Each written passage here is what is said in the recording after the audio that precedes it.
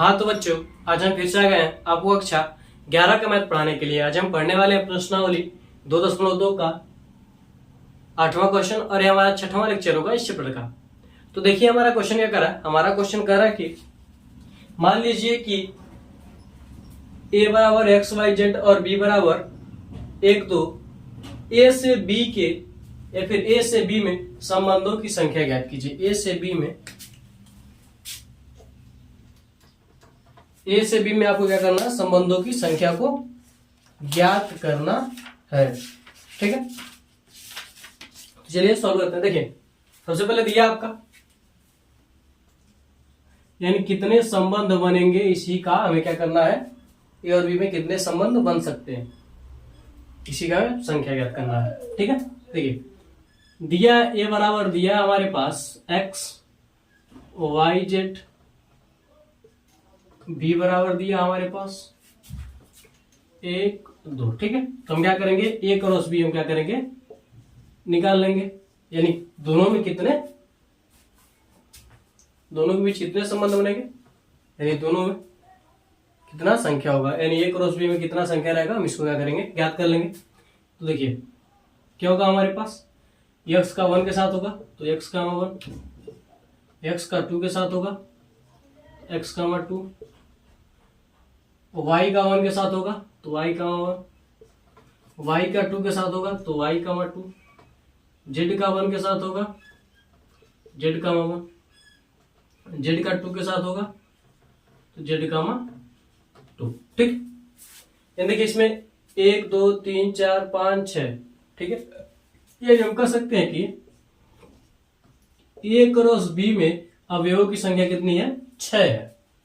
ए cross B में अवयवों की संख्या 6 है। ठीक है, तो हम कह सकते हैं कि ए से बी में संबंधों की संख्या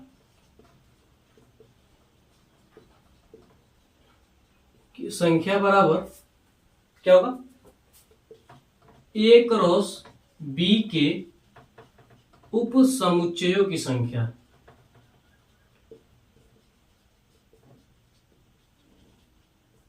उप समुच्चयों की संख्या। अब आप सोचिए कि उप समुच्चय की संख्या हम कैसे निकालते थे। हम देखते थे जिस भी समुच्चय का हमें उप समुच्चय निकालना रहता था, उप समुच्चय की संख्याओं को निकालना रहता था, यानी इसमें कितने उप समुच्चय बनेंगे। तो हम क्या करते थे, जो भी समुच्चय था उसमें गिन लेते थे कितना अवयव था, जितना अवयव होता था, ठीक है, 2 के पावर से हम कर देते थे। मान लीजिए अगर 4 अवयव है तो 2 के पावर क्या होता था, 4, उसका वैल्यू निकाल लेते थे। इसी प्रकार से यहां पर भी करेंगे। तो ए क्रॉस बी में हमारे पास कितने हैं उप समुच्चय, से कितने बनेंगे, ए क्रॉस बी में देखिए कितने अवयव है, 6 अवयव। ठीक है, तो ए क्रॉस बी के उप समुच्चय की संख्या क्या हो जाएगी, 2 के पावर 6। ठीक है, 2 के पावर 6 का मतलब 2 गुना 4, 4 गुना 8, 8 गुना 16, 16 गुना 32 गुना 64। यही क्या हो जाएगा, आपका आंसर हो जाएगा। यानी ए से बी में संबंधों की संख्या क्या हो जाएगी, 64 हो जाएगी। इसमें क्या बनेंगे, 64 संबंध बनेंगे। अभी एक एक हो गया, फिर इन दोनों के साथ होगा, फिर इसके साथ होगा, इसको लेंगे बहुत बनेगा। तो आप लोग इसका स्क्रीनशॉट ले लीजिए, इस क्वेश्चन का आप लोग स्क्रीनशॉट ले लीजिए, फिर हम इसे मिटाते हैं, फिर आगे बढ़ते हैं अपने अगले क्वेश्चन की ओर। तो आप लोगों ने स्क्रीनशॉट ले लिया होगा, तो हम इसे मिटा देते हैं।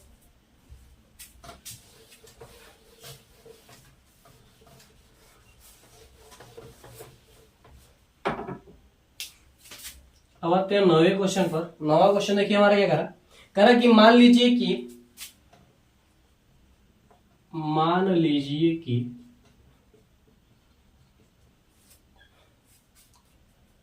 आर जेड पर आर बराबर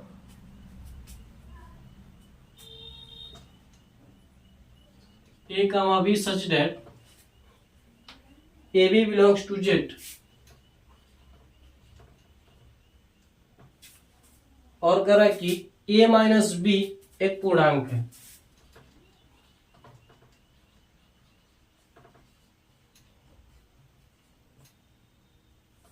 v एक पूर्णांक है। करत द्वारा परिभाषित एक संबंध है, द्वारा परिभाषित एक संबंध है,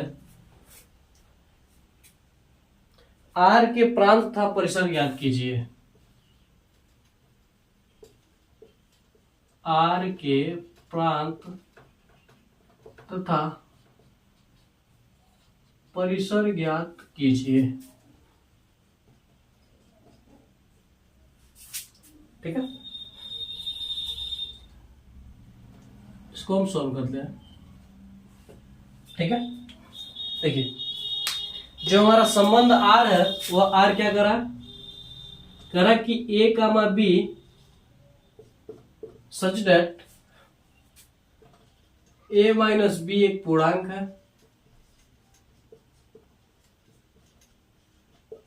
जहां ए कामा बी दोनों जेड में क्या कर रहे हैं, बिलोंग कर रहे हैं।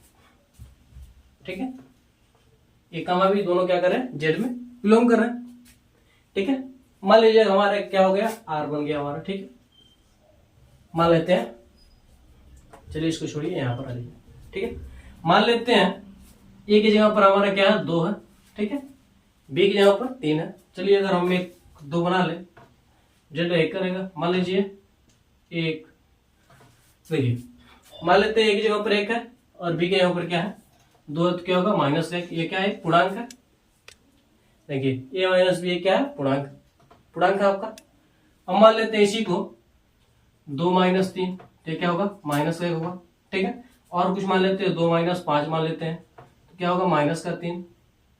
ठीक है, 6 - 2 मान लेते हैं, तो क्या आएगा हमारे पास, +4 -2 सॉरी 2 - 2 लेते हैं, तभी क्या होगा, 0। यह सभी क्या है, आपके पूर्णांक ही तो है। यह सभी आपके क्या है, पूर्णांक। यहाँ पर देखिए ए माइनस बी एक पूर्णांक है, ए माइनस बी क्या है, पूर्णांक है, और जो क्या कर रहा है, जेड में बिलोंग कर रहा है। जेड में क्या कर रहा है, बिलोंग कर रहा है। तो यानी पहला अंक लेंगे या फिर दूसरा अंक लेंगे, दोनों क्या रहेंगे, पूर्णांक ही रहेंगे। दोनों क्या रहेंगे, आपके पूर्णांक ही रहेंगे।